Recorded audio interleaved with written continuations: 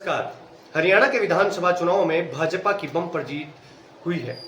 चुनाव आयोग के आंकड़ों के अनुसार भाजपा को पूरा बहुमत मिला है। इस चुनाव नतीजों का असर महाराष्ट्र की राजनीति तक दिख रहा है। चुनाव नतीजे देख शिवसेना यूबीटी प्रमुख उद्धव ठाकरे के सुर बदल गए हैं। दरअसल उद्धव ने आज कहा कि वह महाराष्ट्र को बचाने के लिए सहयोगी कांग्रेस या एनसीपी द्वारा घोषित किसी भी मुख्यमंत्री पद के लिए उम्मीदवार का समर्थन करेंगे। उन्होंने एक कार्यक्रम को संबोधित करते हुए पूर्व मुख्यमंत्री ठाकरे ने महाराष्ट्र सरकार पर अगले महीने होने वाले विधानसभा चुनाव से पहले विज्ञापनों के माध्यम से राज्य में फर्जी बयानबाजी करने का भी आरोप लगाया है। महायुति सरकार द्वारा लाड़की बहन योजना के तहत महिलाओं को 1500 रुपए देने पर कटाक्ष करते हुए ठाकरे ने दावा किया कि सरकार लोगों को अपना पैसा देकर महाराष्ट्र धर्म से विश्वासघात करने के लिए मजबूर करने की कोशिश कर रही है। 288 सदस्यीय महाराष्ट्र विधानसभा के चुनाव अगले महीने में होने की संभावना जताई जा रही है। अब ये उद्धव ठाकरे की राजनीति क्या है क्या नहीं, वो महाराष्ट्र में देखने को हमें मिलेगी महाराष्ट्र चुनाव के दौरान। लेकिन वर्तमान की स्थितियां देखें तो हरियाणा में भारतीय जनता पार्टी को पूर्ण बहुमत मिला है और इसी पूर्ण बहुमत के जरिए भारतीय जनता पार्टी ने अपना पक्ष रख दिया है। वहीं बात करें तो कुछ सोशल मीडिया स्टार्स की, तो हरियाणा में एक सोशल मीडिया स्टार जिन्होंने चुनाव लड़ा और तीसरे नंबर पे रहे, लगभग वोट आए 14,000 के आसपास। मैं बात कर रहा हूं हर्ष सिंकारा की। हर्ष सिंकारा के लिए यूथ आइकन की तरह काम करते हैं। हर्ष सिंकारा एक बड़े समाज सेवी के रूप में अपनी छवि बनाए हुए हैं। हरियाणा, उत्तर प्रदेश और राजस्थान में उनकी अच्छी पकड़ दिखती है। उनकी सोशल मीडिया प्लेटफॉर्म पर भी काफ़ी लोगों में पकड़ है, काफ़ी फॉलोवर्स है। इंस्टाग्राम देखें, चाहे यूट्यूब देखें, चाहे उनका फेसबुक देखें, और सोशल मीडिया पर वो काफ़ी एक्टिव भी नज़र आते हैं। इस स्थिति से ये साफ होता है कि यदि आप एक सोशल मीडिया स्टार हैं तो आप एक राजनेता नहीं हो सकते। राजनेता बनने के लिए आपको बड़ी क्वायत और बड़ी ज़रूरत करनी होगी। राजनेता बनने के लिए आपको लोगों से जुड़ना होगा। राजनेता बनने के लिए आपको लोगों से संबंध स्थापित करने होंगे।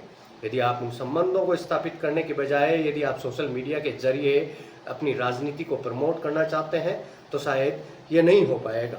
यही बात हुई है हर्ष सिंकारा के साथ। हर्ष सिंकारा लगातार चर्चाओं में बने रहने वाले व्यक्ति हैं। हर्ष सिंकारा ने वोटिंग वाले दिन सुबह 12 बजे के आसपास अपने लाइव में अपनी जीत का उद्घोष कर दिया था, लेकिन उनको आखिर वोट आए 14,000। यदि उनकी सोशल मीडिया फॉलोइंग को देखें तो ये उनका 1% भी नहीं है। तो सोशल मीडिया में आपको कहीं से भी लोग फॉलो कर सकते हैं, लेकिन वो आपकी कॉन्स्टिट्यूंसी या विधानसभा क्षेत्र से हो ये जरूरी नहीं है। वो आपकी लोकसभा क्षेत्र से हो ये जरूरी नहीं है। वो लोग आपके क्षेत्र के हों ये जरूरी नहीं है। चलते हैं अपनी खबर की ओर, महाराष्ट्र की खबर को हरियाणा से मिसमैच, क्योंकि बात हरियाणा और महाराष्ट्र की है। क्योंकि हरियाणा में चुनाव खत्म हुआ है और महाराष्ट्र में चुनाव शुरू होने वाला है, शायद अगले महीने तक शुरू होगा। अगस्त में ठाकरे ने इस बात पर जोर दिया कि वो MVA के मुख्यमंत्री पद के उम्मीदवार का फैसला पहले किया जाए, बजाय इसके कि इस तरह पर ध्यान दिया जाए कि कौन सबसे ज्यादा सीटें जीतता है। हालांकि उन्होंने जोर देकर कहा कि वह कांग्रेस और एनसीपी शरद पवार द्वारा घोषित किसी भी उम्मीदवार का समर्थन करेंगे। शिवसेना यूबीटी के सांसद संजय राउत ने तब कहा था कि ठाकरे ने दिल की उदारता दिखाई है।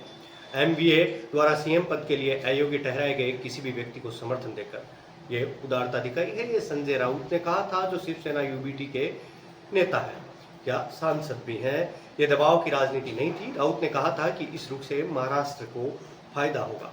अब फायदे और घाटे की तो ये राजनेता सिर्फ बातें करते हैं, हकीकत तो आप भी जानते हैं। तो चलिए इस खबर के बाद मैं अपनी वाणी को विराम देता हूं। हम मिलते हैं यूं ही स्क्रॉल करते हुए। तब तक आप YouTube से छेड़छाड़ कीजिए और हम आपको कहीं ना कहीं YouTube में टकरा जाएंगे।